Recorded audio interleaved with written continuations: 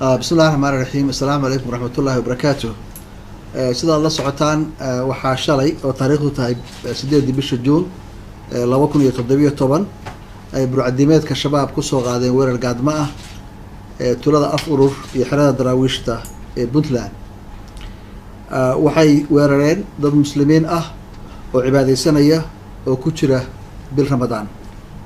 Waxaan bogaadinayaa oo ammaan u soo jeedinayaa ciidamada Puntland ee sida geesinimada leh u difaacay dadkooda iyo dalkooda kuna shahiiday weerarkaas wuxuushnimada ay soo qaadeen al-shabaab. Waxaan tacsi u dirayaa eheladii iyo qaraabadii ay ka geeriyoodeen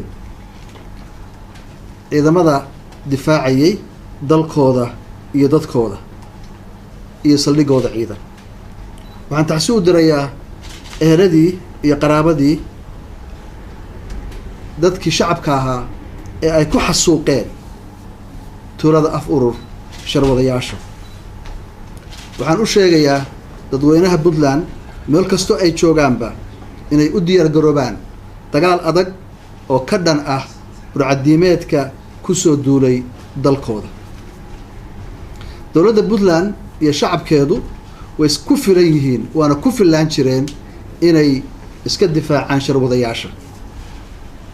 Waxaa ballan nagu ah oo ballan qaadaynaa in dhulkayaga aanu ka sifayno shabaab, daacish iyo inta u soo duulaan tagtay in ay gumaado shacabkayaga.